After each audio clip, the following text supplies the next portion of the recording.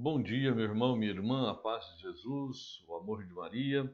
Estamos iniciando a nossa live de hoje. Hoje, uma grande festa da nossa igreja, a festa de Corpus Christi. É isso? Vamos orar um pouco. Em nome do Pai, do Filho e do Espírito Santo. Amém. Vinde, Espírito Santo, enchei os corações de vossos fiéis e acendei neles o fogo do vosso amor. Enviai, Senhor, o vosso Espírito, e tudo será criado, e renovareis a face da terra. Oremos, ó Deus, que instruísse os corações de vossos fiéis com a luz do Espírito Santo. Fazei que apreciemos retamente todas as coisas, segundo o mesmo Espírito, e gozemos sempre da sua consolação, por Cristo Senhor nosso. Amém. Meu irmão, minha irmã, hoje uma grande festa em nossa igreja, a festa do Santíssimo Corpo e Sangue do Senhor. Infelizmente, por causa da pandemia, estamos celebrando de formas diferentes, né? Não tem aquelas procissões maravilhosas, com as ruas todas enfeitadas, para adorar Jesus na rua, em público, para proclamar o sangue, o corpo de Cristo que nos salva, que nos renova. Mas temos o nosso momento de adoração, podemos participar da missa pelos meios de comunicação, pelas redes sociais, podemos fazer adoração, né, aqui na nossa diocese, pelo menos, a maior parte das igrejas está com adoração o dia todo. Nós podemos ir fazer o nosso momento de adoração. Mas vamos falar um pouco da liturgia de hoje. A liturgia do corpo, sangue de Cristo, aquilo que a igreja nos leva a refletir. A primeira leitura nós vemos Moisés falando em relação ao povo, né, que durante 40 anos Deus humilhou esse povo durante essa passagem no deserto, não é isso? Para que o povo pudesse se converter, aceitar a palavra de Deus e mudar realmente de vida, né? Passou 40 anos ali, mas Deus alimentou este povo com o maná, que todo dia estava lá no deserto de manhã cedo, com as cordonizes também, com a água que jogava pedra lá em Meriba. Então nós vemos muitas ações de Deus durante toda a caminhada do deserto. E nós vemos ali um símbolo daquilo que viria depois, que é a Eucaristia. O maná, né, por uma relação, apresenta para nós a própria Eucaristia. Jesus mesmo depois vai dizer: os seus pais comeram o maná no deserto e morreram. Esse não era o verdadeiro pão do céu. O verdadeiro pão do céu sou eu, né?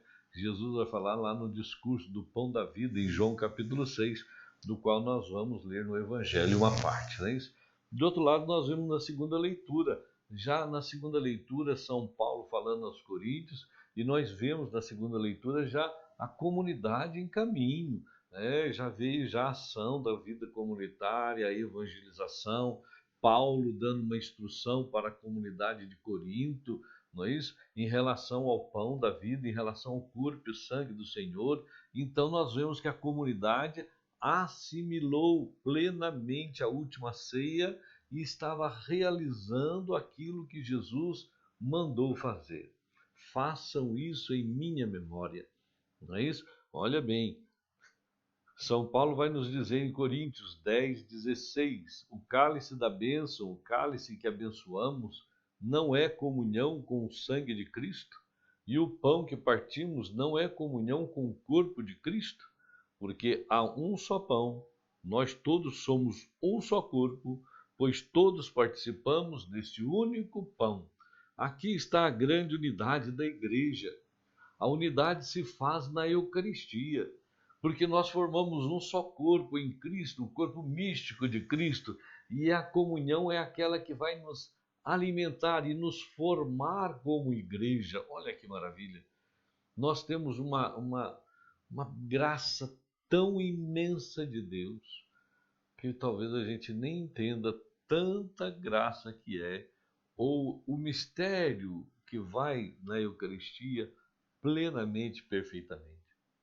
É o verdadeiramente corpo, sangue alma e divindade. A transubstanciação, a transformação da substância.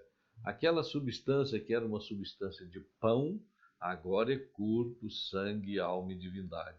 Aquela substância que era de vinho, ela foi transubstanciada para o corpo, sangue, alma e divindade.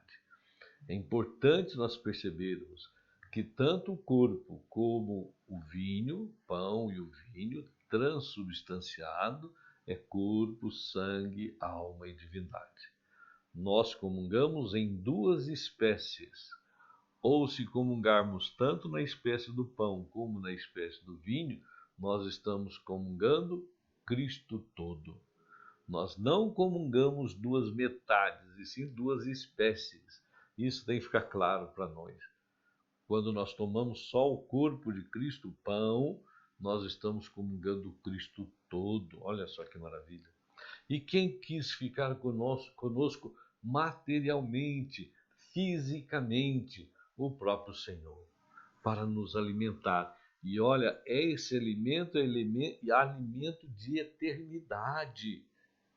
É uma promessa. Quem come, olha só em João aí, no Evangelho de hoje, João capítulo 6, versículos 51 a 58.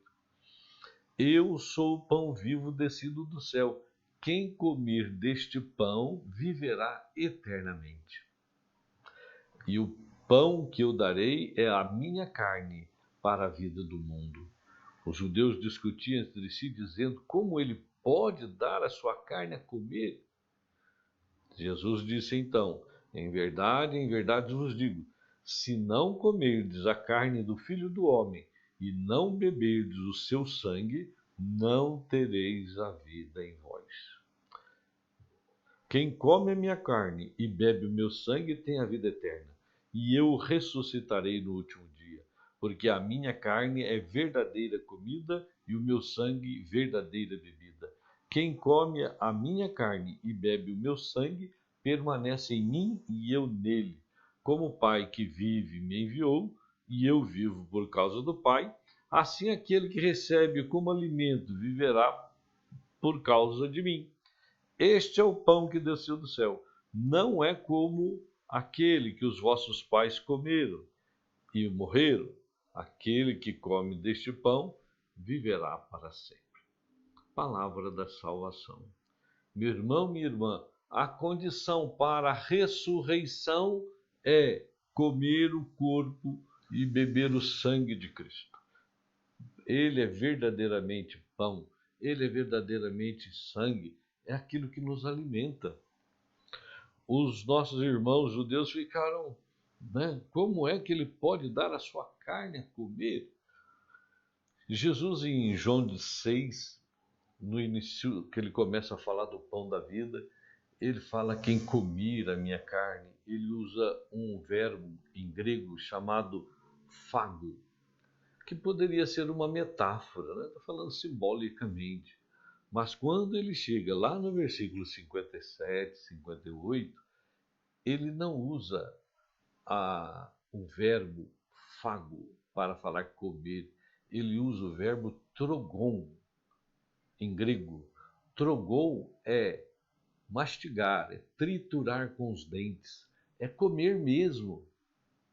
Por isso que depois dessa conversa de Jesus com os apóstolos e dando essa instrução, muitos discípulos foram embora e eles disseram: essa palavra é muito dura para nós.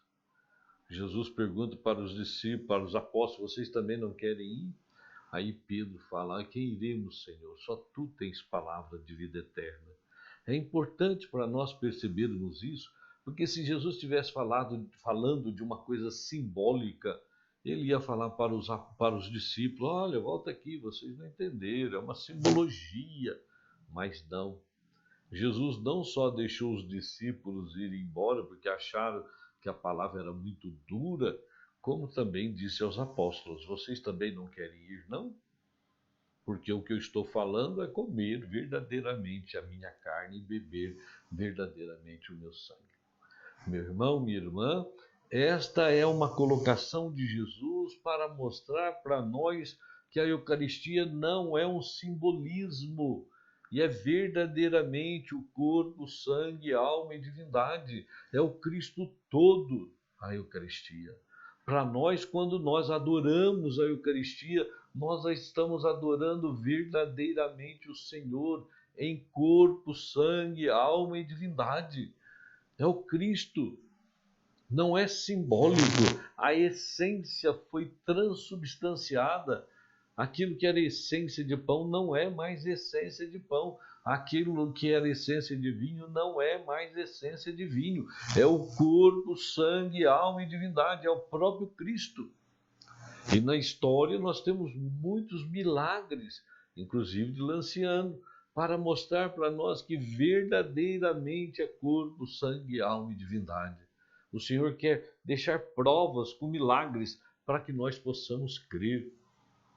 Então, meu irmão, minha irmã, nesse dia de hoje, não perca tempo, vá atrás, procure uma igreja que tem lá a adoração ao Santíssimo e vai lá fazer a sua adoração, vai lá se ajoelhar diante do Senhor da glória. É Ele, prostra diante de Deus, adore o Senhor.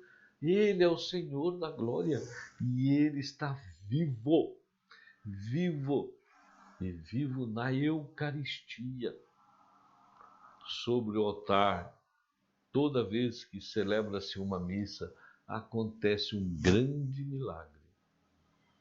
O milagre da transubstanciação, a transformação da substância. Olha que coisa maravilhosa. E está ali sobre o altar. Nós vemos com os olhos da fé. Para quem não tem fé, não significa nada.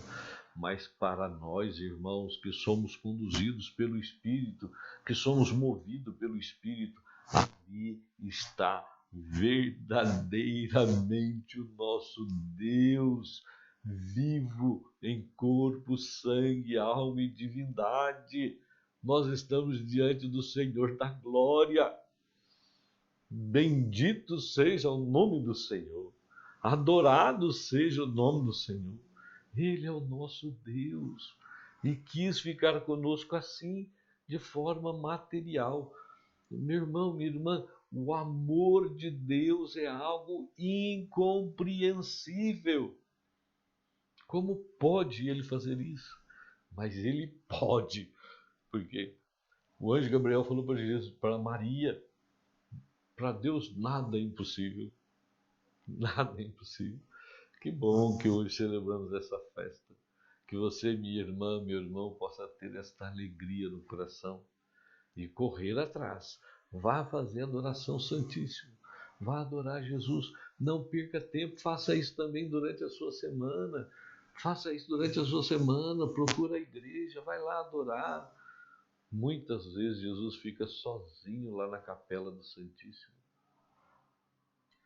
E nós temos tempo de ir lá, e muitas vezes não vamos. Amém? Vamos tomar uma posição hoje. Vamos tomar hoje uma decisão de adorar o Senhor, de sermos verdadeiramente adoradores. O que Jesus falou para a samaritana? Virá a hora, e é agora, em que os verdadeiros adoradores adorarão o Pai em espírito e verdade, porque o Pai é espírito. E os adoradores o adorarão em espírito e verdade. Aí está, irmão.